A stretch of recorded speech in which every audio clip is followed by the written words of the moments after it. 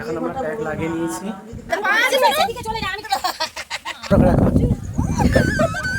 নমস্কার আমার সব সানফ্লাওয়ার ফ্যামিলি, তোমরা সবাই কেমন আছো? আশা করছি সবাই ভালোই আছো।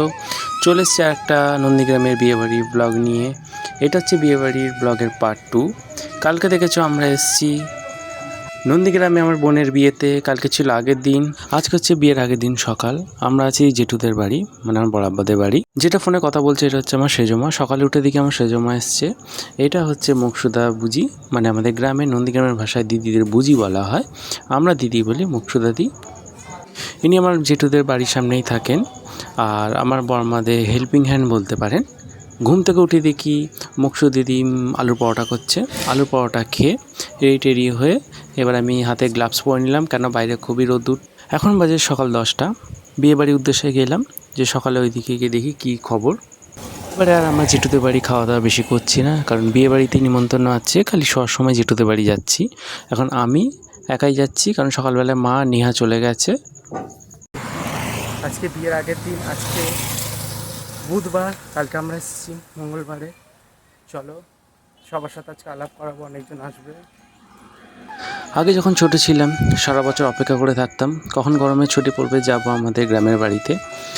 কারণ আমার গ্রামের বাড়িতে বেশি যাওয়া হতো না, বছরে একবার বা দুবার। কারণ এই প্রকৃতি কার ভালো লাগে না? ছোট থেকে আমার তো খুব পছন্দ।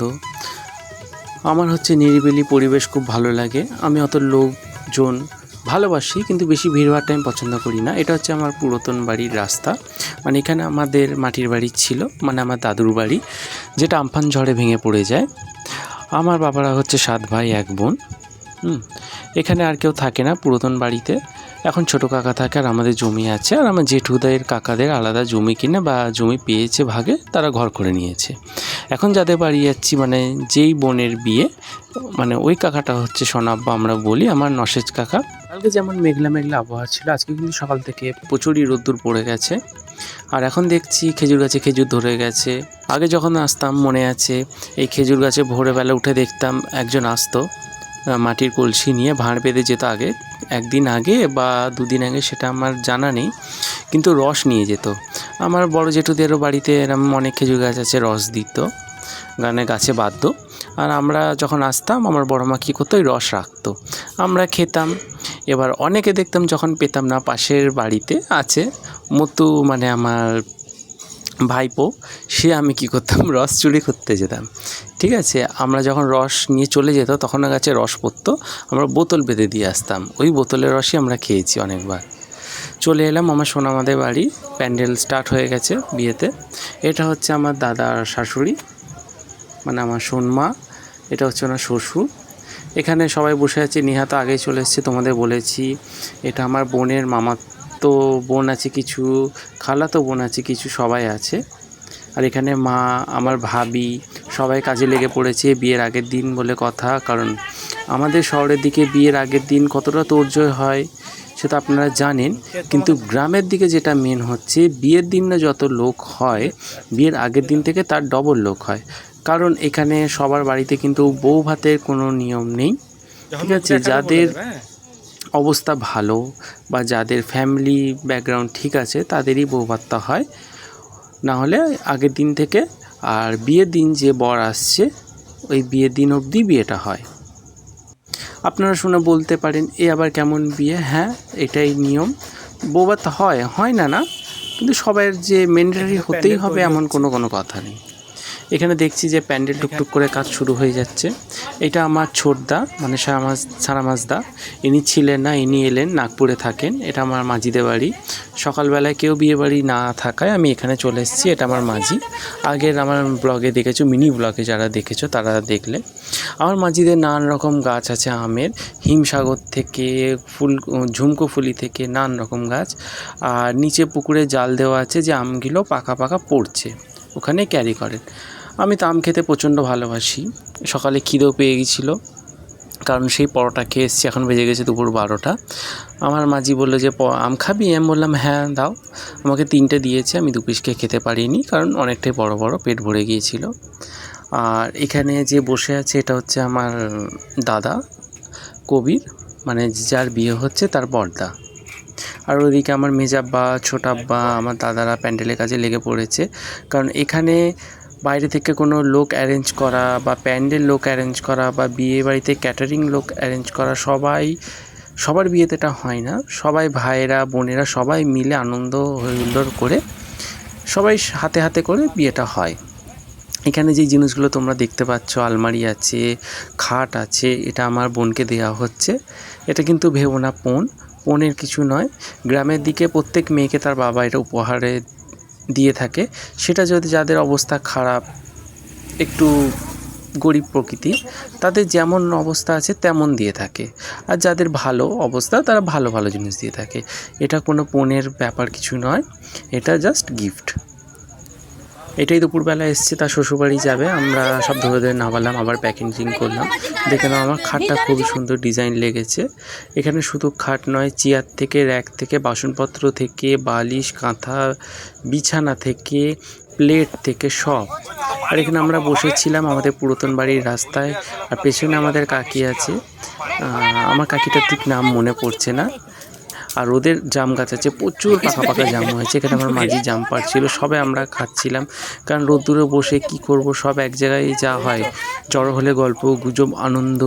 আর বিয়েবাড়ি মানে সব এক জায়গায় হওয়া, কেন সব দাদারা বাইরে কাজ করে, সব সময় দেখা হয় না। আমরাও বাইরে থাকি কলকাতায়, এটা আমার বোন বাইরে থাকি। এই যে ফাঁকা জায়গাটা দেখছো, এটাই আমাদের জমি। এখানে আমার বোনকে বললাম কি কি এসছে একটু দেখিয়ে দে সবাইকে। এতে অনেক জিনিসপত্র আছে। আর সব ভালোর মধ্যে বিয়ে বাড়িতে গণ্ডগোল হবে না সেটা তো হতে পারে না। যে গাড়িওয়ালাকে বলা হয়েছিল যাওয়ার কথা, অনেকটা পথ, 1.5 থেকে 2 ঘন্টা পথ হলদিয়ায়, কিন্তু নদী পার করে তো এত জিনিস নিয়ে যাওয়া সম্ভব নয়। সেটা ছোটো হাতি বা টেম্পো করে নিয়ে যাওয়ার কথা। উনি আর ফোনও ধরছেন না, আর কোনো কন্ট্যাক্টও করছেন না।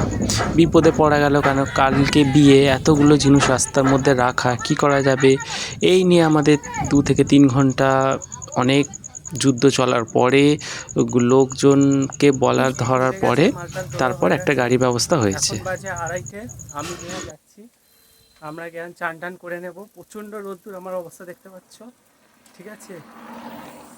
প্রচণ্ড ট্যান পড়ে গেছে। গিয়ে ভাবছি প্যাক এনেছি বাড়ি থেকে, প্যাকটা ইউজ করব। আমার মা চান করে এসেছিলো, বাড়িতে গেছে, তারপর আমরা ধরুন চান টান করে আবার খেতে আসবো, তাই তো? তাই নিয়ে আর আমি যাচ্ছি। চলো, তারপর বিকালে কি কি হয় তোমার সাথে সব শেয়ার করবো। কাকাবাবু হয়তো কাল আসতে পারে, নাও আসতে পারে, কারণ তো কাকাবাবু কাজ হবে। এখন আমরা প্যাক লাগিয়ে নিয়েছি, যদি কাজ না করি আমি আর কাজ দিবে নি, জানো নেহা, ওই জন্য কাকাবাবু আসেনি। ভাবি লাগিয়েছি D10 প্যাক। তারপর চান করবো, বসে আছি, চান করে তারপর আমরা যাবো, ঠিক আছে? আর দাদা তো শুয়ে আছে, নাইট করে, তো ওই জন্য নাইট করে, সারাদিন নাইট করে শুয়ে আছে, রান্না করে রেখে। চলো, প্যাক ট্যাক তুলে চান টান হয়ে গেছে। এবারে মা আগেই পৌঁছে গেছে। সবসময় মা আমাদের আগেই পৌঁছে যায়, আমি আর নেহা লেট। আর তোমরা ভাবতেই পারো যে আমার জেঠুদের বাড়ি কেউ যাচ্ছে না কেন। ওরা যাবে, কিন্তু আমার একটা ভাবি বাড়িতে না থাকায়, আমার বড় ভাবি একা বাড়িতে, সেহেতু সব কাজটা ওকে করতে হচ্ছে, তাই উনি একটু লেটে যাচ্ছেন। এবারে দুপুরবেলা খাওয়া দাওয়া করলাম, মাংস ভাত হয়েছিল। এবারে মেহেন্দি স্টার্ট হয়ে গেছে, রাত সন্ধেবেলা নেমে গেছে। যে মেহেন্দি পড়াচ্ছে এ হচ্ছে আতিকা, মানে আমার বোনের মাস্তুতো বোন। তার বাড়িও কিন্তু গ্রামে নয়, তার বাড়ি হচ্ছে মিটিয়া ব্রুজে। এদিকে আমার মাও মেহেন্দি পড়ছে। তারপর হঠাৎ দেখি কারেন্ট চলে যাওয়ায় আমি, আমার বোনেরা সবাই বললাম চলো, প্যান্ডেলের স্টেজ হয়ে গেছে, প্যান্ডেলে গিয়ে বসি। কারণ ঘরের ভেতর থেকে গ্রামের দিকে দেখেছি বাইরের পরিবেশটা খুব সুন্দর, কারণ এত হাওয়া দেয়। আমাদের এই কলকাতার দিকে বা হাওড়ার দিকে যেটা আমরা ঝড় বলে থাকি, ওখানে সেটা হাওয়া, ঠিক আছে? ওখানে হাওয়ায় ওঠে ঝড়ের মতন। এখানে আমার দাদার ছেলেমেয়েরা খেলাধুলা করছে, কেন বিয়ে মানে বাচ্চাদেরই আনন্দ বেশি আর বড়দের বেশি কাজ, তাই না? যাই হোক, প্যান্ডেলটা দেখো খুবই সুন্দর। আমি দেখলাম একটা অন্যরকম ডিজাইনে ঝুড়ি ঝুড়ি দিয়েছে, বেশ একটা স্যাটিসফ্যাকশান ফিলিং দিচ্ছে আমায়, কারণ খুবই সুন্দর। আর ওপরের হাওয়া দেখেই তোমরা বুঝতে পারছো যে কত জোর হাওয়া দিচ্ছে। এখানে এখন আপাতত আমি বসে আছি, ওরা আসছে, কারণ ওরা ভেতরে খাওয়া দাওয়া করছিল, ওদের খাওয়া দাওয়া হয়নি। এতক্ষণ মেহেন্দি পড়ছিল দুপুরবেলায় বসে বসে চান টান করে। দেখো, প্যান্ডেল মোটামুটি কমপ্লিট হয়ে গেছে আমাদের। এদিকে বিয়ের জন্য ক্ষীরও রেডি। ক্ষীর বলতে গ্রামের যে চাল হয়, দেশি চাল, মানে ঘরে চাষ করা যে চাল, ওই চাল দিয়ে গরুর দুধ দিয়ে খুব সুন্দর ক্ষীর হয়। তার সাথে সুজিরও ক্ষীর হয়, পাকান পিঠে হয়, পাটিসাপটা হয়, পুলি পিঠে হয়, মিষ্টি, চমচম, সিঙ্গারা, নিমকি। আগের দিনকে প্রচুর নিয়ম হচ্ছে মেয়ের মামার বাড়ি থেকে এগুলো আসবে, আর কিছু কিছু জিনিস মেয়ের বাড়িতেই তৈরি হবে। এইগুলোই যারা গেস্ট মানে বা বাড়ির লোক, তাদের সবাইকে এটা দিয়ে খাওয়া হবে। এটাই টিফিন, বা এটাই বলতে পারো আগের দিনকে একটা স্পেশাল খাবার বিয়ের। সবাই খাওয়া দাওয়া করে মা বোনেরা আবার মেহেন্দি পড়তে বসে গেছে। এদিকে আরিয়ান মানে আমার ভাগনাও মেহেন্দি পড়ছিল। আমি ভিডিও করাতে লুকাচ্ছে, তোমরা দেখতে পাবে, দাঁড়াও। এই দেখো আমার পায়ের কাছে, বলছে না মামা আমার ভিডিওটা নিও না।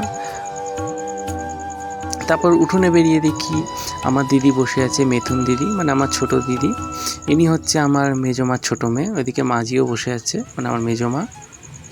আবার আরিয়ান মেহেন্দি পড়তে বসে গেছে, কারণ আর ভয় লাগছে না, ভিডিও উঠে গেছে। ইনি হচ্ছে সেই কাকি যাদের বাড়ি জাম হয়েছিল, আপনাদের দেখালাম সবাইকে প্রচুর। ইনিও মেহেন্দি পড়বেন। একটা গ্রামের দিকে যেটা বিয়ে হচ্ছে খুব সহজ সরল, মানে ছোট ছোট জিনিসেই খুব আনন্দ। এখন প্ল্যানিং চলছে আমার মাঝিদের কাছে রামপাড়া। এদিকে নিহার আরিয়ান গেছে, রাস্তার ধারে একটা আম গাছ আছে, খুব পাকা পাকা ছোট ছোট আম হয়েছে। এবারে কীভাবে আমটা পারবো সেটাই কথা হচ্ছে।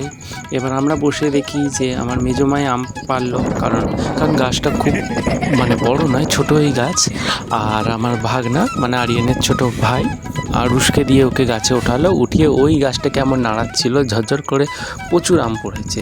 এবার বিয়ে বাড়িতে আমরা সবাই যে বসে আছি, ঠিক আছে, প্রত্যেককে একটা করে আম দিলেন। ওইদিকে আর মায়েরাও বসে আছে, আম দিয়েছে। দেখুন এই যে হচ্ছে আম, সেই ছোট ছোট পাকা আম দেখতেই পাচ্ছেন, খুবই মিষ্টি, খেতেও ছিল খুব মিষ্টি।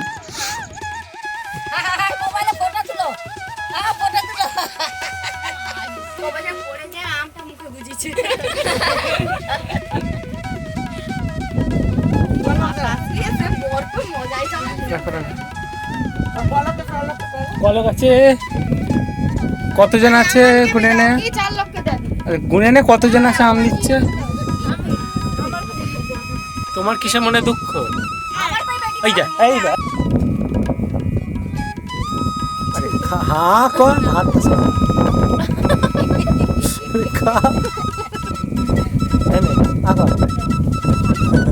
আমি দিচ্ছি এখন বাজে বিকাল 4:30। রাত্রিরে নাচ গান করা হবে, তাই যা বক্স আছে ওগুলোই ফিট করা হচ্ছিল, নেহা সাহায্য করছিল। এবার বড় জেঠুদের বাড়ি যাচ্ছি, কারণ জামা টামা চেঞ্জ করে আবার সন্ধ্যেবেলা আসবো, কারণ রাত্রিরে অনেক রাত অবধি জাগতে হবে। নাচ গান আছে, মেহেন্দি আছে, সব আপনাদের সাথে শেয়ারও করতে হবে। এসে দেখি আমার দিদি চলে এসছে, শাহনাজ দি, আমার পারভিন দি মানে বড়দি আর ছোট দি। আমার ছোট দি এই শাড়িটা দেবে আমার বোনকে বিয়েতে। তারপর মুজভাবি চা নিয়ে এলো, চা খেয়ে নিলাম। চলো তাহলে আজকের ব্লগটা এতটুকুই। পরের ভিডিও দেখার জন্য আমার ইউটিউব চ্যানেলটা সাবস্ক্রাইব করে নাও, ফলো করে নাও আর লাইক করে দিও। Tata, bye bye.